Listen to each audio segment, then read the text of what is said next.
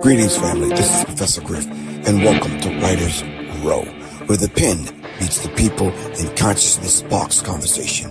This week's guests, Mbwebe, Nshangi, and Crystal Yahweh. This week, right here, with your host, Professor Griff, right here on Writer's Row, where we explore the depths of literary consciousness. Stay tuned. We will see you Monday night, 9 p.m. Thank you. Peace.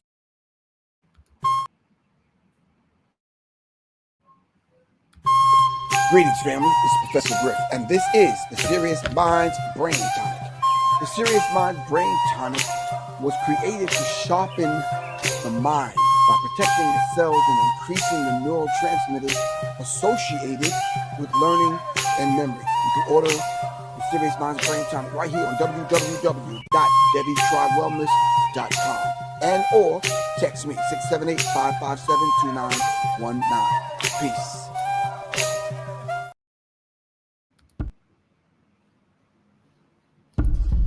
Greetings, family. This is Professor Griff. I want to take this moment to thank everyone for supporting me in my efforts to raise the vibratory pitch of your thinking into your higher self. Thank you very much in my efforts right here on Serious Minds RNTV and Arm the Masses. All power to all the people. Thank you very much. If you would like to continue supporting, and if you are a new listener, please support by giving your donations right here on my Cash App, $ Professor Griff, and or go to www.professorgriff.me. Thank you very much. Peace. All power, all the people.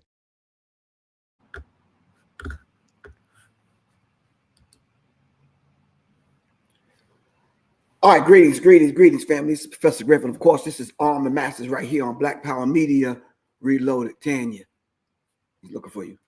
It's right here on Arm the Masses. It's right here on Black Power Media Reloaded. And we got a very interesting subject today, but I want to thank everyone for kind of joining me. I'm in a different location, as you could tell. It's the Goddess Temple of Love. And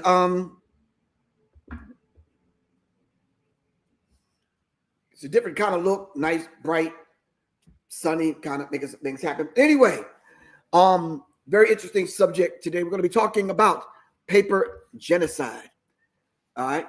The genocide of an entire people on paper.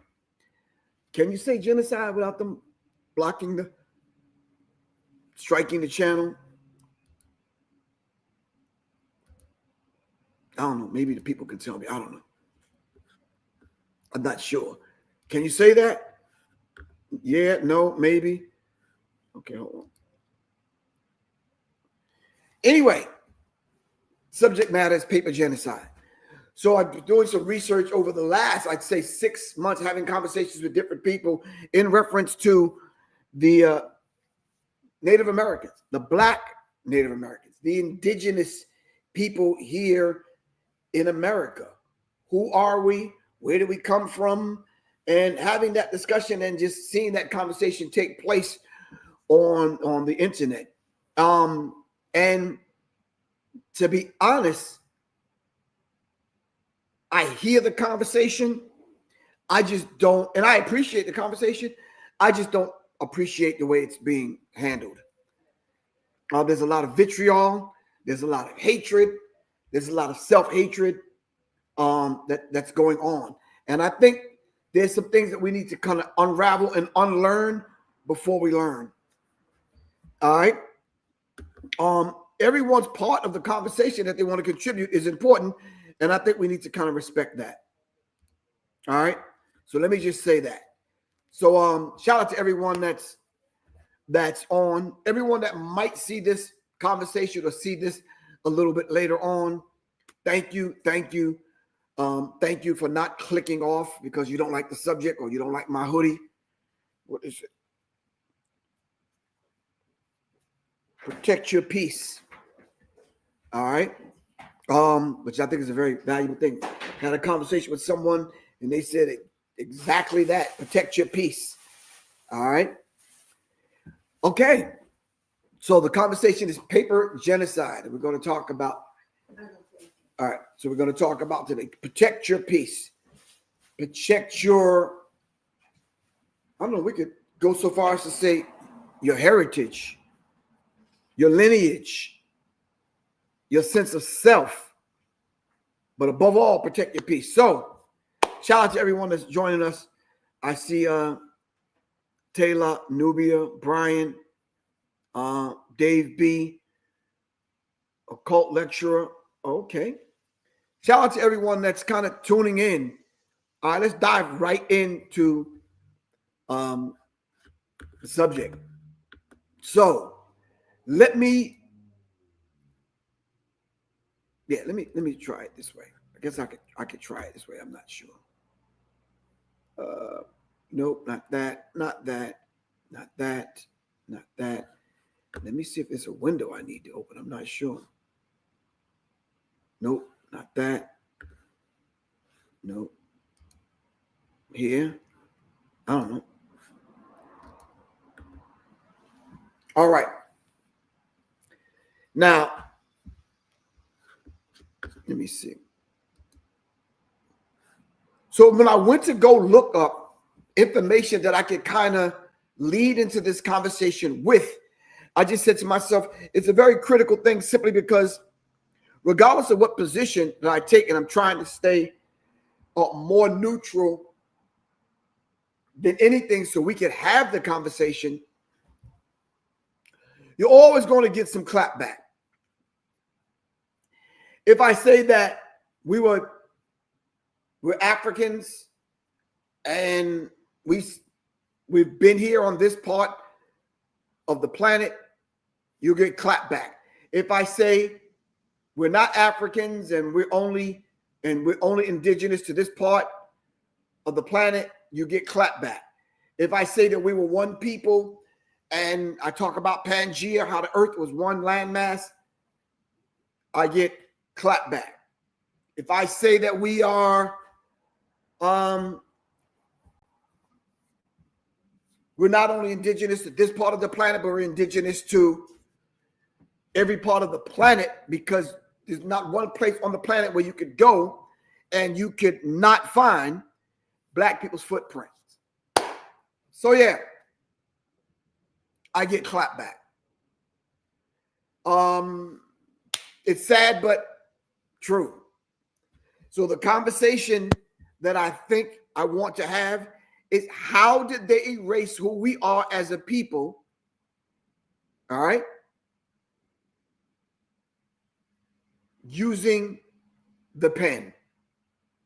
How did they write certain things in, write us out, describe us as who we are not, erase the fact that the Black people, Africans, even before Africa was Africa, write us off as just being colored? How did that happen? So if you go to any search engine, and most of y'all, 90% of the people use Google, and you put in paper genocide,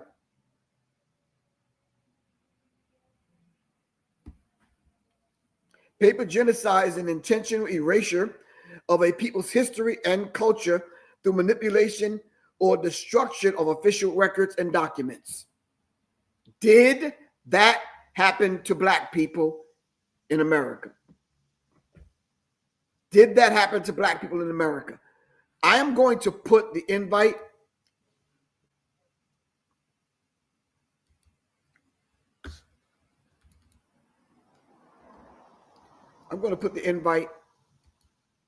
for people to come on early on in the show, because once I get going, I don't want to. Anyway, so let me read that again. Paper genocide is the intentional erasure of a people's history and culture through manipulation or destruction of official records and documents. All right. This systemic practice makes it appear as though a group has just simply disappeared. So the Black African, who are the indigenous people here in America, and how it was the systemic practice of writing the documents and classifying us for who we are and then who we are not. They did not care what tribe you're from, because according to them, we all look alike. All right? And then by just giving us this broad title of we're Negroes, or we're Africans, or we're Black, or we're whatever, they called us and named us who they want to call us and name us.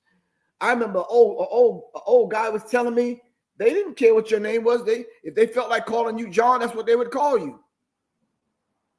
I was like, wow. So this is why, to a degree, tribalism is important. Keeping the rituals was important. Going through the rituals were important. Going through the ceremonies were important. Knowing and understanding the rituals and the ceremonies, very, very, very important. It says the term is often used in reference to policies affecting indigenous peoples, Black people. So I don't want to get into the conversation of the magical Negro. Everyone, you create this kind of person, you create this kind of individual in your head on who you want to be, and then you do the same thing that the people did to us. You erase Black, you erase African, you erase all those things that you don't want to be. So you're this magical Negro. You're this indigenous person. So then when you're questioned and you're pulled on the carpet and you're asked a few questions, yeah, you just don't, you don't have answers. Like, for example, I've been asking the question for a long time. If you're indigenous to the Americas, what were you before America was called America? What is your tribal name? What are your tribe's name? Who were your gods? What were your foods that you ate? What was your dress? What language did you speak? And then show us this in history. Who are you? If you say, well, I'm indigenous, well, answer a few of the questions I just asked. Who are you? What language did you speak? Who are your gods? All right. And I'm saying it's a very difficult thing to do, even if you believe that, because of what they did to us.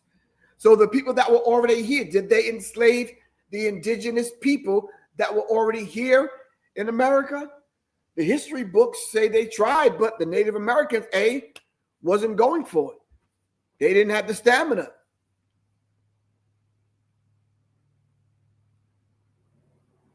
To be put in chains like that. Then some people say that it was some of the Native Americans that enslaved Black people. Who were these tribes that did that? Who were these individuals? And was it you? Was it your tribe that enslaved Black people? All these questions that we're asking, simply because if paper genocide is actually real, and it is a real thing, we want to answer these questions. It says the term is often used in reference to policies affecting indigenous peoples, including Native Americans and Taíno of the Caribbean islands. So we even asked the question, who were the Taíno people? Who were the Tartarian people? This goes on to say census manipulation. This is how paper genocide took place. Census manipulation. Censuses are used to deliberately reclassify or ignore the existence of indigenous people. This can create a false historical narrative of extinction. For example, in Puerto Rico, in 1787, census listed over 2,000 pure Indians. Pure Indians in Puerto Rico. Pure Indians. Who were the pure Indians in Puerto Rico?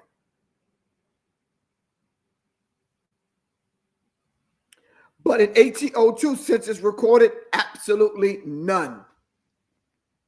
So when you start talking about census taking, we start talking about what percentage of African Americans or Africans are in America, or Black people. What what percentage do they constitute in America? Then we can all kind of dive into the census and start coming up with numbers and figures. All right.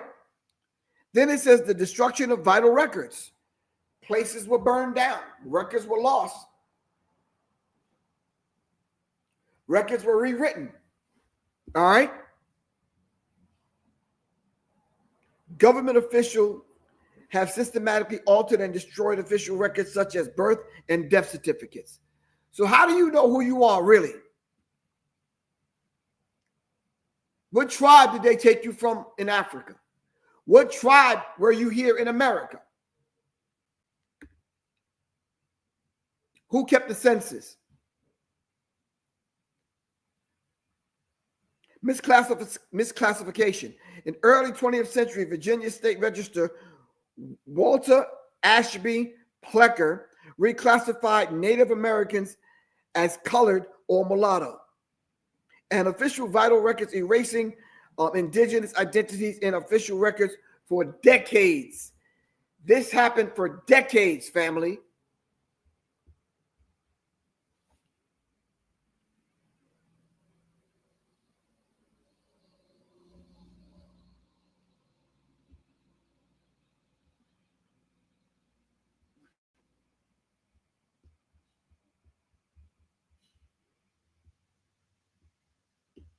Hold on. I think this might be interesting to know.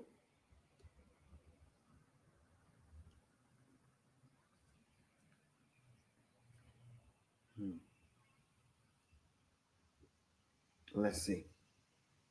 Never left the land, but their names did, and the eraser had a name, Walter Plecker. In the early 1900s, Dr. Walter Plecker became Virginia's Registrar of Vital Statistics. He rewrote thousands of birth records erasing indigenous identity, replaced Indian with colored, even sent letters to hospitals and midwives. Do not call anyone Indian if they look black. These tribes didn't die out. They were legislated out of existence. Today, their descendants have no tribal ID, no federal recognition, no rights, just old family Bibles and stories of who they used to be. That's paper genocide. To the erased tribes of Virginia and Carolina, the court sees your case now. Hit that plus button so you can follow the file. The government didn't enslave these tribes. It erased them on paper. Saponi, Tutelo, Occaneechi, small dark-skinned tribes of Virginia and North Carolina, never left the land, but their names did, and the eraser had a name, Walter Plecker. In the early 1900s, Dr. Walter Plecker became Virginia's Registrar of Vital Statistics. He rewrote thousands of birth records erasing indigenous identity, replaced Indian with colored, even sent letters to hospitals and midwives. Do not call anyone Indian if they look black. These tribes didn't die out. They were legislated out of existence. Today, their descendants have no tribal ID, no federal recognition, no rights, just old family Bibles and stories of who they used to be. That's paper genocide. To the erased tribes of Virginia and Carolina, the court sees your case now. Hit that plus button so you can follow the file. Wow. The government didn't enslave these tribes. That's it interesting. erased them on paper. Saponi, Tutelo, Occaneechi, small dark-skinned tribes of Virginia and North Carolina. Wow. That was just something I ran across. I just said to myself, wow, this is critical. So then if we were brought from Africa to America, and then we quote unquote mixed with black people that were here already, indigenous people, we created families. Then they erased us. Then they enslaved us. So in the enslavement process, they went through this whole thing of getting rid of us on paper, which is called paper genocide, which is what we're talking about today as we speak. Wow. This is very interesting. It's very, very, very, very interesting.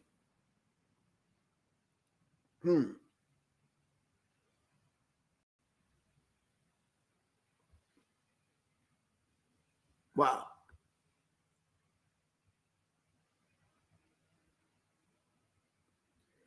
So I put the invite link in the chat.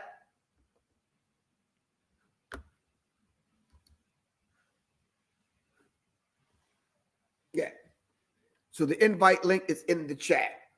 So if the erasure happened, and then we go back and try to figure out who we are as a people who are related to and what tribe, how do you begin the awesome task of hitting the reset button to figure out who you are and what tribe you're from?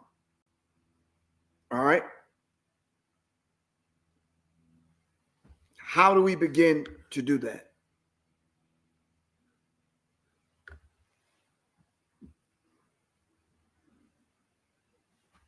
I'm just curious. How does one begin to do that?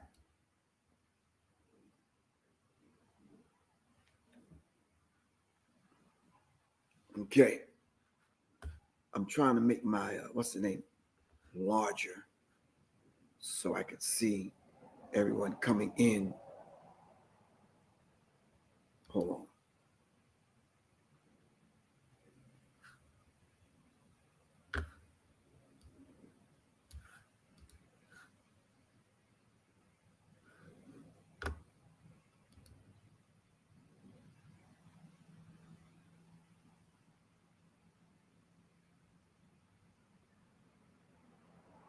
It says in full screen mode, new private chat messages will appear in the corner. Oh, okay.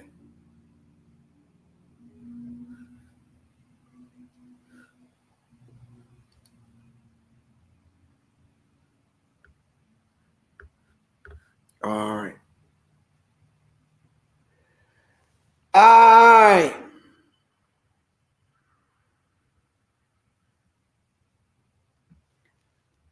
So, black people, what power do you gain by calling yourself FBA? Does it take the foot off your neck of our people? Talk to me, please. Peace. Hey, Taylor Nubia says, okay. Peace Light, whoever Peace Light is, with no picture. Griff, you tripping. There's supposed to be a comma there because you're about to say why I'm tripping. Indigenous is also being born in a land, and family history is from the land. That's why we're doing the show today, and that's why we're trying to figure it out. So if you are indigenous, show us how you're indigenous. And then if you are American born and your family heritage is here, then you are indigenous. Oh, okay. Show me whoever you are. Peace light, peace dark, peace whatever. I need someone to step up to the plate and show me. I want to see. In fact, life began in Africa. Thank you. Africa is the cradle of civilization. All right, the cradle of humanity. Africa. We can trace all the people back to one single black woman. All right. It's been noted we're traveling over here doing trade with the ones that were here. And the ones that were here were whom is the question that we're asking. They came before Columbus broke it down. They came before Columbus broke it down. You mean Ivan Van Sertima's book, They Came Before Columbus? Or help me out with that, Taylor Nubia. I'm curious.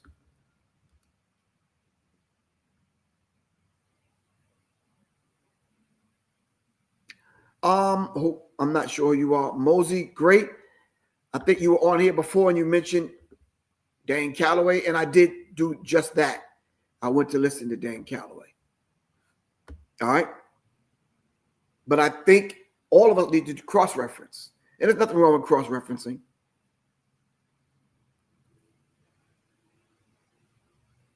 You can trace your family on both sides.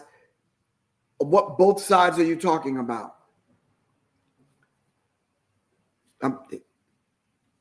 Mosey, great. What both sides are you talking about?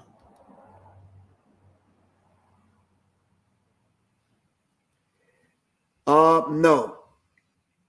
That is incorrect. The oldest human remains were found in Africa. So come on, stop. Let's not do that. Where was it found? Where was the oldest remains found? In Detroit? Like where? Like St. Louis?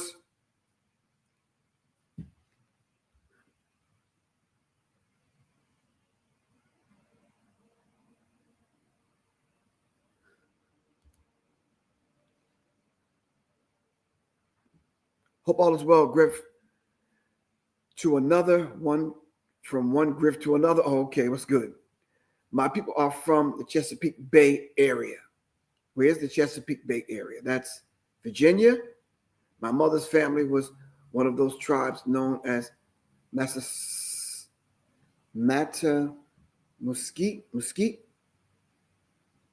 Okay.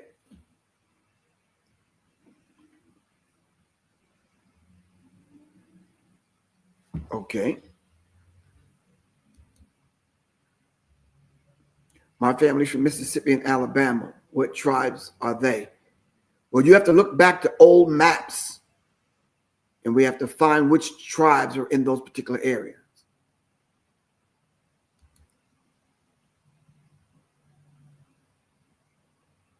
Ella, words were misused to stigmatize. Okay. In a land where the language is a mixture of other languages. True. Okay.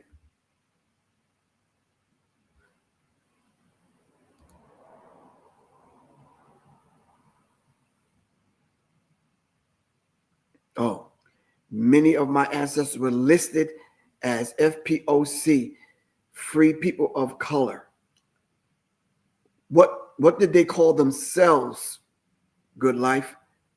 Griff, what did they call themselves?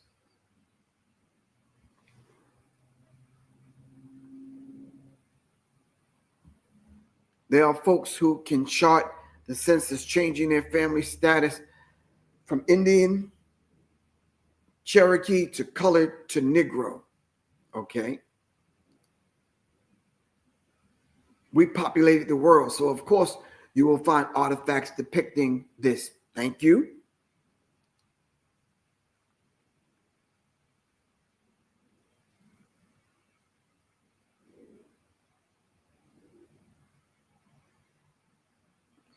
I think it would serve you well to have an actual indigenous person with knowledge of this rather than spreading FBA talking points.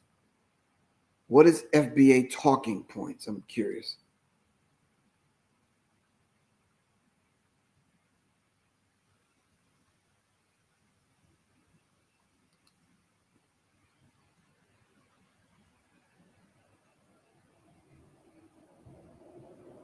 Okay.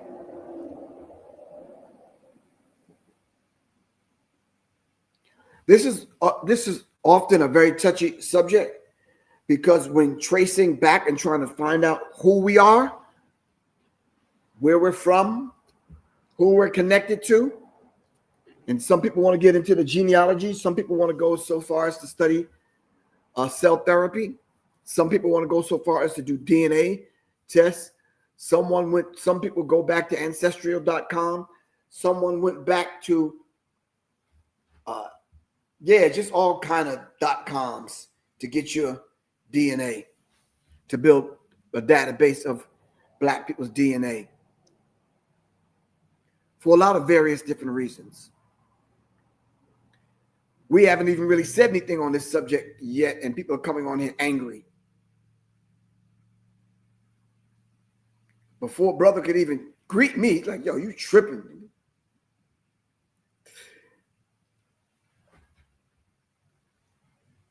Okay.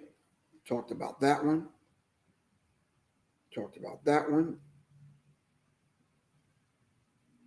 Yes, indeed, you're correct. I think it would serve you well. Yep, we just read that.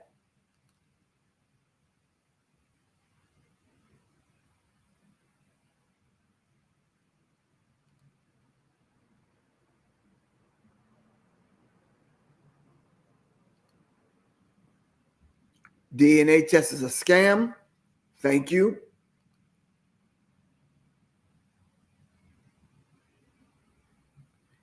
Dawn Pitts, thank you, thank you, thank you.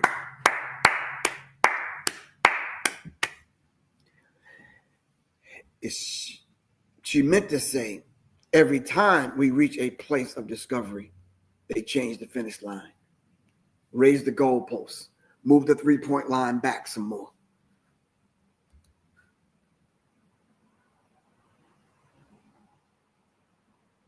Thank you.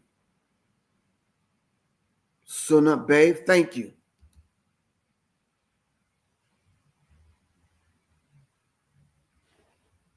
So just to let everyone know, to keep in mind, we're talking way beyond paperwork, because once upon a time it was just oral tradition. So keep that in mind when you're putting up your information. My elder have paperwork showing we have Cherokee bloodline. Years later, my brother did the 23andMe, and no Native American. I don't understand that. Did the 23andMe, and you said, and no Native American? No Native American what? What do you mean?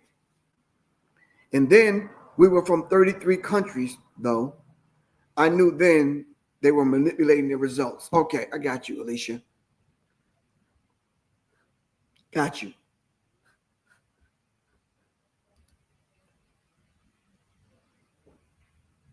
And I love you too, Suna Bay.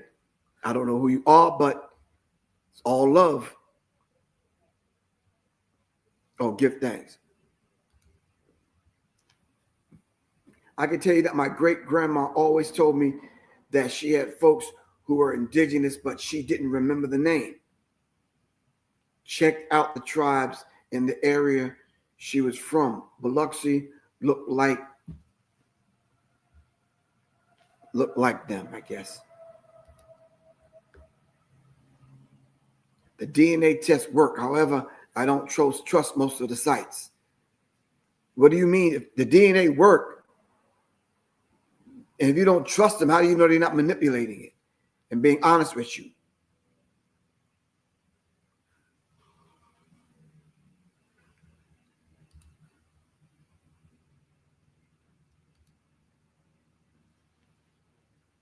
They call themselves Indians? No, I don't think so. That's not a real thing for Native American tribes. They didn't call themselves Indians. They didn't call themselves Indians. So good life, I don't know where you got that from.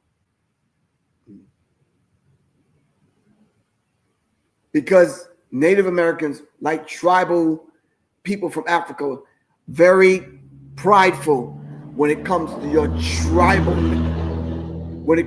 tribal name. So there's a lot of people in Africa, not now, but then, never called themselves Africans. The African thing is a new thing. I got attacked for that before, so I'm going to leave that out there like that. The Africa thing is a new thing. I said in that interview that I did years ago, Africa's a Johnny-come-lately term. Who were we prior to being called Africans by someone else?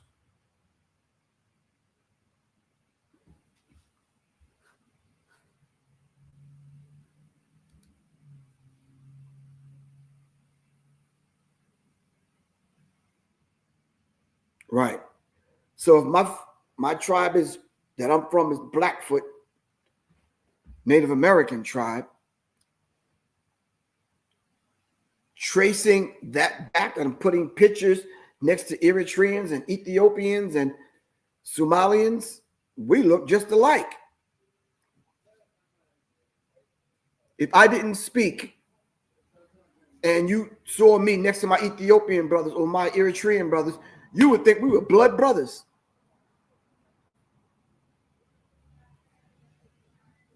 You would think we were blood brothers. And that's a very real thing.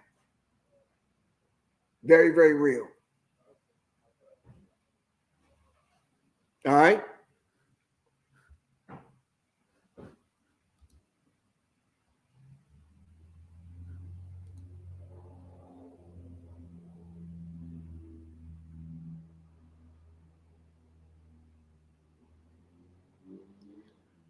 David Owens, yeah, just put it in the chat. I don't know what that is.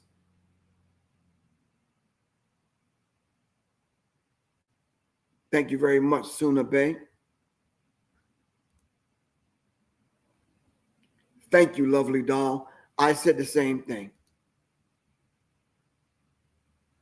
Dawn Pitts, Blackfoot in the house. Thank you.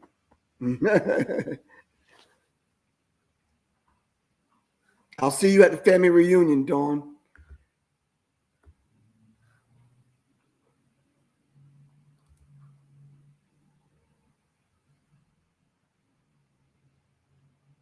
I remember there was a saying back in high school, you know, I think a lot of people used to say, I got Indian in my family. It's like, okay. While you celebrate Thanksgiving, you got in Columbus Day, you got Indian in your family.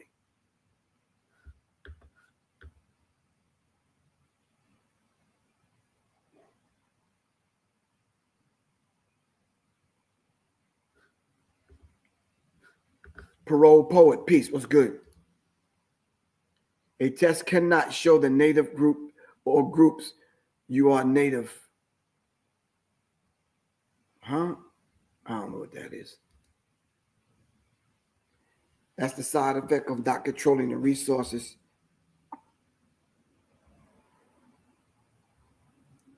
Well, Rich, what do you mean not controlling the resources? If you're enslaved, how do you control any resources? You need to have control over your own body. So I'm not understanding that. Mrs. Moore, peace. Whites named them Indians. Thank you.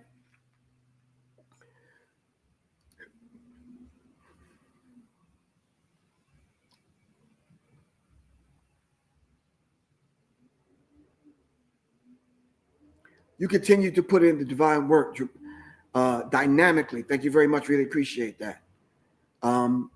It's not an I, but it's an us. I am because we are, therefore I am.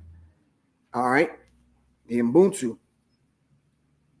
Great to get to know you through the continued words, works, and deeds beyond public enemy. Give thanks. I give thanks.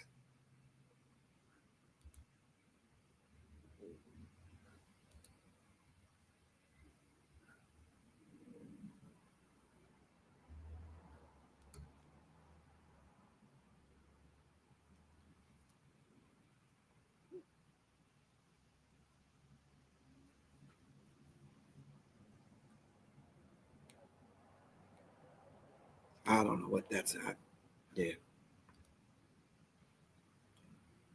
Help to revive our ancestors' worldwide reputation by imitating their commitment to truth. Teach our children. Okay, Wale.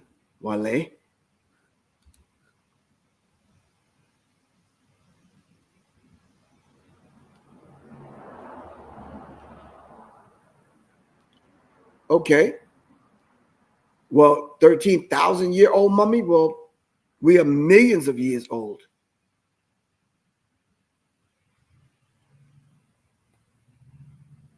So, yeah.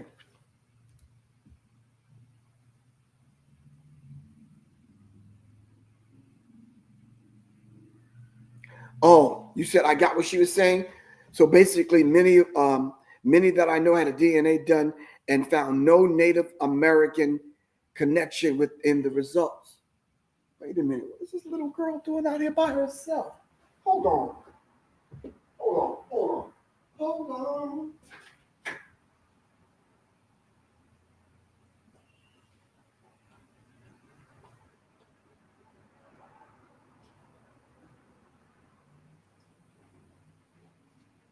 Hey, I'm tired of you yelling for me.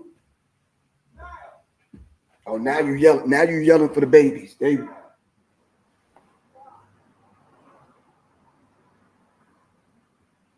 Little girls walking down the sidewalk by themselves and cars are going by, and all of a sudden, this ignorant Negro want to yell.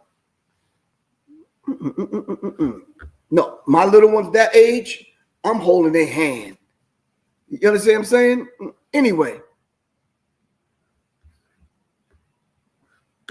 what was I saying? I'm not going to be on here long, family.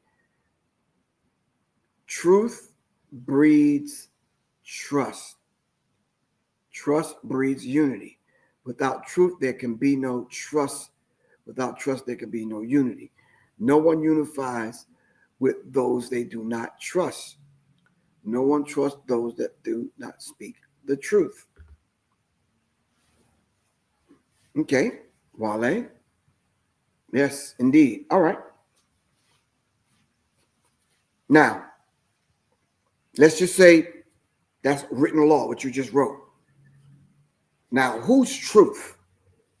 Because I sat at the feet of our elders, now ancestors, Ishaka Musa Barashango. And if you haven't studied his work, once I start talking about his work, if we haven't studied his work, we want to counteract what he said, but we haven't studied his work. I sat at the feet of Ivan Van Sertima. They came before Columbus and many other of his works. All right. I sat at the feet of Dr. Ben, Dr. Clark. All right. The Most Honorable Elijah Muhammad, Marcus Garvey, Shashi McIntyre, Francis Cress Welsing. I could go on and on and on about our historians. Renoko Rashidi, Ashua Kwesi, Mary Rakwesi. I could go on and on. So when we start to speak this truth and we can show up with evidence and proof, right?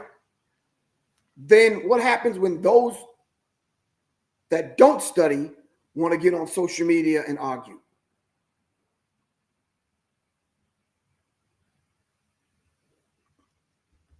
One person said, I could trace my lineage back to the 1600s. I said, that's all? I said, you can't go back any further than that?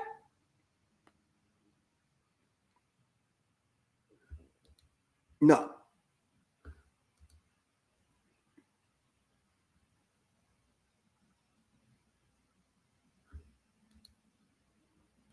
So everyone that's on here that know and understand and claim to be indigenous or native, can you kind of put some comments in the chat to let me know what's your language? What language did you speak and what are the traditions, the customs, and what is the culture?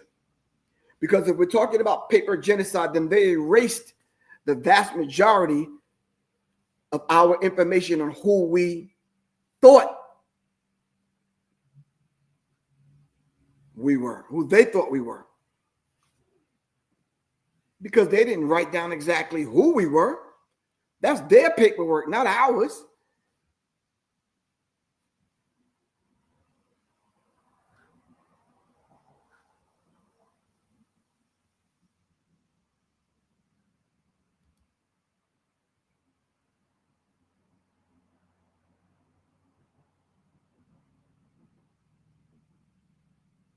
Okay.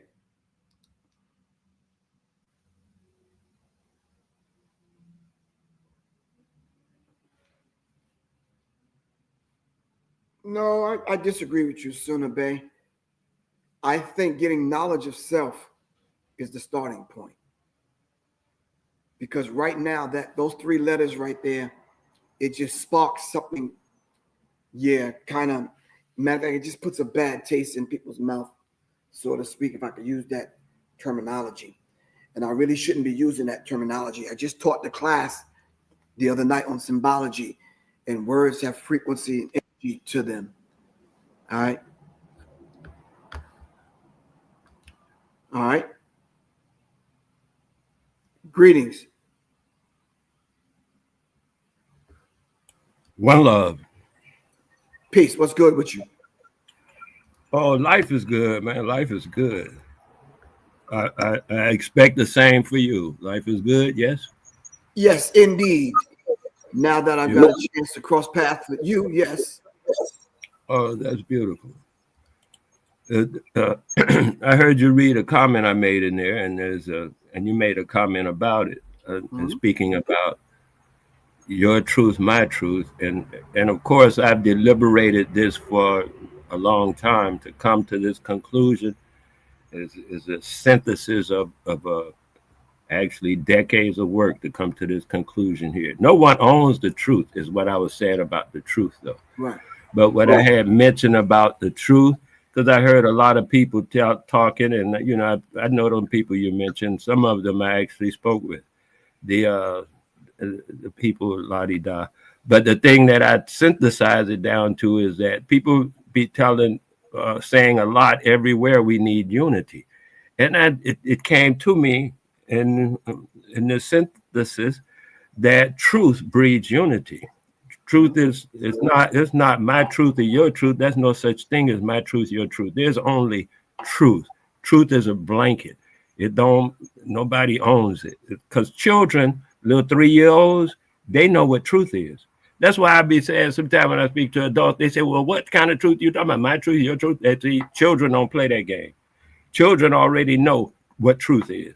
Exactly. And adults know what it is, but they've been taught they can play this game and hedge around in truth and, you know, not even get with it. But truth is just what is. Truth is what is. And so maybe on a metaphysical level, what we are doing is we are offending what I refer to as the creator. All right, because the creator is always creating. This is creation we live in, and the creator is constantly creating it. And when we don't speak the truth, we have just offended the creator. This is how I look at it. So our ancestors, in my understanding of my ancestral culture, my ancestors had developed this concept to create what is called a covenant with the creator. And in that covenant with the creator, our words have power, because our words are of the creator, of creation. When we lie, we don't talk the truth like that, our words don't have much power. And speaking the truth builds what's called credibility.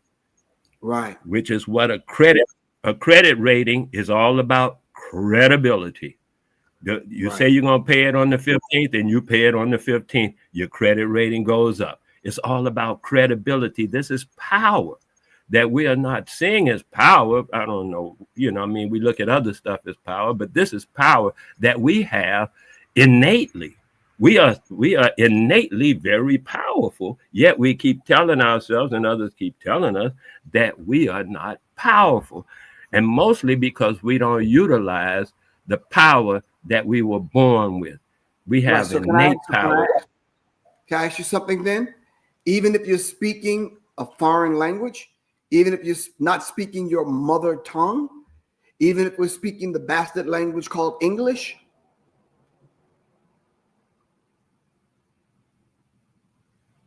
what's your question? Oh, yeah, I just asked it. I said, you said words have power. And I said, even if you're not speaking your mother, excuse me? I say our words have power, yeah. And I'm saying, that mother tongue thing like this, I synthesized that too down and realized. No. Hold on. Wait. You're only taking part of my question. My full question is, even though we're not speaking our mother tongue, even if we're speaking the bastard language called English, it still has power, because this is not our language. The power is not in the language. The power is in the truth. Okay. In Burkina Faso, and I use that because a lot of people, it's in the news a lot right now. In Burkina Faso, in that landmass, I think it's a little bigger than Texas, maybe, or something like that. They speak over 60 languages in that landmass. They have over 3 common languages that all people speak, and I haven't gotten to the colonial language yet. I'm talking about within their own people. Yeah, over 60 languages within their own people. It's not about the language, it's about whether you're speaking the truth. The truth is in the power. The power is in the truth. Just like the creator is busy creating, that's the power of truth. The truth is busy showing you what it is. Every moment, the truth is existing right in front of our faces all the time. We never have to look for it or nothing. This is truth. That's why babies know what truth is, because they know. They haven't been brainwashed into this kind of mismatch, twist your mind up stuff that we do by your truth, his truth. Right. Okay, I got you. So okay, because there's just certain things that means different things when you speak your own language. You understand what I'm saying? Okay, now the people over in Burkina Faso who are speaking 60, what they say 63, but 60 languages, which one should you pick? I think you should not pick, but I think you should, in order to communicate, you'll probably have to adjust and learn and not have these things forced on you, and then not have you being tricked into thinking this language, these words mean one thing when they truly mean another thing. And this is the problem that we find in the English language. You'll have one word and you'll have diametrically opposing definitions inside of the definition of that particular word, which is actually confusing. They say that linguists say that the English language is the most difficult language to learn. You understand what I'm saying?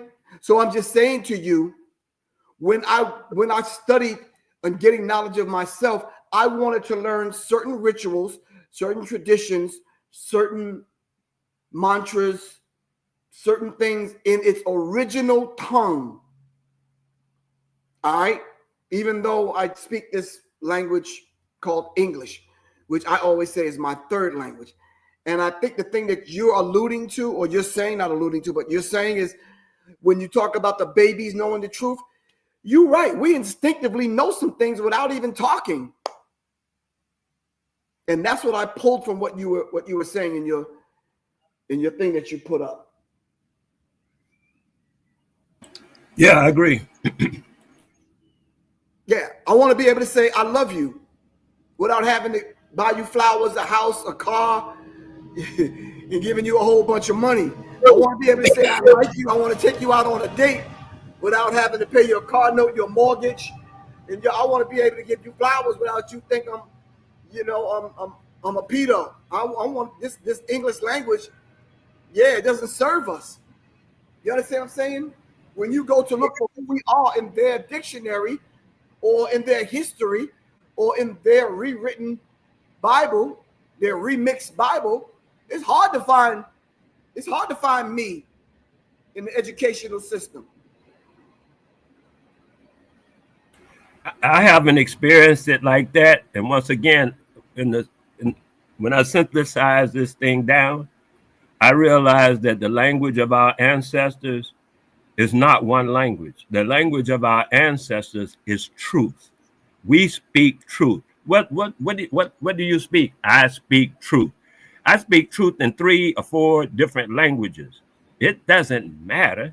I speak truth. That's the language of my people. It's not no this or that. Truth is the language of my people. We stay in a culturally, we're in a covenant with the Creator to always. That's where that sweet spot of life is, in speaking the truth all the time and being in that sweet spot with the Creator. And then when we arrive to that spot where we are always speaking the truth in harmonics with the Creator, we create. Right. We are creators. But what are we creating? In the truth, we create all kind of fabulous things when we speak in truth. Right. You know, a lot of people, even yourself, man, sometimes you feel like, damn, am I the only one that be speaking the truth? Everybody lying around. You must be inside my head. And in a way, you've heard this new concept called the theory of stupid. Never underestimate the power of ignorance. Well, the theory of stupid is like If everybody else is saying something ignorant, you know to be wrong, and then you join them because you don't want to be dismissed, you don't want to be ostracized, you don't want to be criticized. So you are joining with the lie that you know is a lie, and because you want to fit in. Right. And they're referring to that as the theory of stupid. And so I'm saying, you know, we are confronted with that a lot. I heard 2 or 3 people, adults. I was surprised because I had first heard it from a child. She said she had stolen in the supermarket. She had stolen something. I knew the child. She didn't have to steal nothing. She said she stole it because they were looking at her like she was stealing. So she stole something. Wow. She had enough money to buy everything she had stolen. She had more than enough. I knew her. That's why I even confronted her when the man was taking her to the back office. I said, "What you bothering this child for?" She stole something. I couldn't believe it. I said, "Did you steal something?" She said, "Yeah, Mr. Wale, I stole it." I said, "Why? You don't have to steal." She said, "I know that, but they were following me around like I was stealing something. So I stole something." Wow. That was I heard that from a 14-year-old child. And now I'm hearing it from grown people. You know, I'm in the 40, 50 years old on the YouTube streets talking about they have responded in the same manner. Yeah, he was looking at me like I was going to do something, so I did something. And I'm like, wow. See, that's the theory of stupid. We've lost the concept of sovereignty. We think we are not sovereign. Let me explain what I mean. To me, because you know, I synthesize things. To me, the word sovereign implies that you have and recognize that you have the right to be the author of your own story. Okay. No one can take your sovereignty from you. Right. You have the right to. Now they can trick you, they can scare you into giving up the right to make whatever, but still you making your own decision at that moment. When you say, "Oh, I'm scared, so I'm gonna do this," you just wrote that into your story. "Oh, I'm greedy, so I'm gonna take this." You just wrote that into your story. Whatever you do, you're the only person writing your story. But we have a tendency to say we ain't got no power, but we're not recognizing the power we have. Right. The power to write our own story. Every moment we have that. And we're just forsaking it. And I'll tell you something else. The children, when they see you utilizing these powers of truth, utilizing the powers of sovereignty, they will do the same. You ain't got to say nothing. Like you said about they know what truth is. You ain't no words needed. Right. Exactly. So I noticed in Burkina Faso, Ibrahim Traore, one of the first things he did was make sure they start to rewrite the history books and tell the truth. Rewrite the history books not in the language of the oppressor, which is France. They want to rewrite it in a language that speaks to the greatness and who they are, not the oppressor's language. What do you think about that? Oh yeah, for sure, for sure. As a matter of fact, just as an aside on on what that means. Back in the day when I was doing that academic type study, I ran across a guy that explained that we talk about Nat Turner, Denmark Vesey. We talk about other people and our personal history, you know, our racial history, I'll say, and our history like that. And when they talk about those people, they say, "Oh, it was a rebellion. It was a you know, they use words like when you're talking back to your mama. You understand what I mean? Yeah, he's a rebel. Yeah, he's a problem child. They use stuff like you talking back to your mama. Them the kind of words you use. Right? They use for our motions and movement. Oh yeah, he was protesting. You know, he not controlling nothing, but he protest. See what I mean? They put by the words that they are using to describe the action. Just the words alone are painting a picture. Whether the picture is pastel, sepia, all of these things are determined by which words that are being plucked and used in them cases. So we're busy talking about, the Nat Turner rebellion, and we're using the word rebellion instead of. So what we're looking at is this: a slave. I got it written down because I try to synthesize these things so I don't have to keep trying to redo them off the top every minute. But a slave and a what's the name of that? A prisoner of war. You know the difference, yes? Yeah, between a slave and a slave is one who has quit fighting, surrendered, converted, and subjugated, which is what I'm talking about, is sovereignty. He's given up his sovereignty by subjugated. A prisoner of war will never quit fighting and surrender, become converted and subjected. And when we look at it from that point of view, that then Mark Vesey was like, no, I'm not rebelling. This is war. Right. Now we can call him a warrior. See what I mean? Right. So I appreciate what Toure is doing. He's saying, let's call our people what we see. He's a warrior. He ain't no rebeller. Yes, right. Self-determination. We define who we are. Right. I got you. But I got to get ready to get out of here. I really appreciate you, Wale. Thank you very much for coming on and dropping the wisdom and giving us these jewels that we need to kind of put under the microscope and study. Thank you very much. Thank you. All right, give thanks, sir. Take care. All right, this is Professor Griff, and this has been on the masses. And as we prepare to get out of here, thank you very much to all those individuals that participated in the symbology class the other night. Thank you very much. Now, this Sunday, I'm supposed to do the songwriters class part 2. If you want to participate in the songwriters class part 2, if you do not text me or hit me up, I'm not going to formulate the class and go through the whole process of creating the flyer and all that kind of stuff, and then you guys don't show up and you hit me 2 or 3 days later. All right? Okay. The symbology class was a pop-up.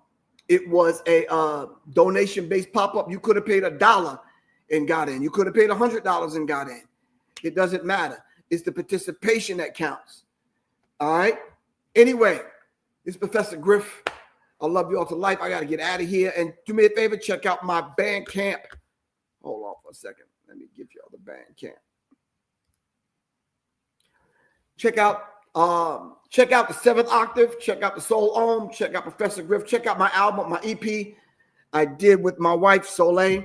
And it's funny that Wale just talked about this. The name of the album is Rebel Alchemy. Make sure you'll check me out on bandcamp.com. Do me a favor. If you are responsible for a little one, a young one, go download my audio book right now as we speak. Play the audio book for them. It's The Birth. All right. It's the birthing song of the Himba tribe in Namibia, Africa. Download the birthing song from the site www.professorgriff.bandcamp.com. And if you are responsible for a little one, make sure they get my book, Now You Know. All right, Now You Know. And hold on, do I have that? Yep, here it is. Now You Know. All right, then make sure you go listen to the short story I wrote based on Now You Know. It's an audio storybook also. All right. So you can go listen to the story of Now You Know. It's only 7.5 minutes long. All right. Download it. Listen to it. Share it with your little ones. All right.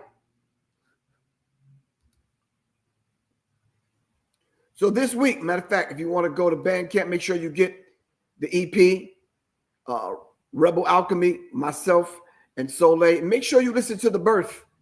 All right. The birth song of the Himba tribe. All right. The book will be out this fall. Right now, it's an ebook and it's an audio book. All right. Okay. With that said, y'all already have my phone number, 678-557-2919. You already have how to donate to the platform. It's at the bottom of your screen. More so than a donation, I'd rather you go on Bandcamp, purchase something, so we don't get into that mindset. Well, I used to support Professor Griff. I gave him $3 in a food stamp and blah, blah, blah, blah, blah. All right. I did the whole membership thing. It's available. You can come in there, and if you're a member, you can get the classes and everything for free. All right. So make sure you hit me up, and make sure you go to Bandcamp, ProfessorGriff.bandcamp.com. And of course, if you want the Serious Minds Brain Tonic, go to www.devitribewellness.com for the Brain Tonic and the Serious Minds Brain Tonic and the Resurrection Formula. We have it in stock. All right. You can go to publicenemy.me, or it'll be better that you just went straight to Devi Tribe Wellness. All right. www.tribewellness.com. All right. We're doing a special program tonight on what the brain tonic, what's in the brain tonic and how would it benefit you, and the resurrection formula, what's in it and how would it benefit you. All right. All right. With that said, this is Professor Griff. I love you all to life, as always. All right. And it's a beautiful thing to have constructive, meaningful dialogue. All right. Constructive, meaningful dialogue. All right. Anyway, thank you very much. I got to get out of here, fam. Everyone have a nice day. And please unravel. Do yourself a favor to unravel this English language. All right. In order so we can understand things for who and what. Greetings, family. There we go. Greetings, family. This is Professor Griff. I want to take this moment to thank everyone for supporting me in my efforts to raise the vibratory pitch of your thinking into your higher self. Thank you very much in my efforts right here on Serious Minds RNTV and the masses. All power to all the people. Thank you very much. If you would like to continue supporting, and if you are a new listener, please support by giving your donations right here on my Cash App, $ Professor Griff, and or go to www.professorgriff.me. Thank you very much. Peace. All power, all the people. All right, peace, fam. All the power to all the people. Peace.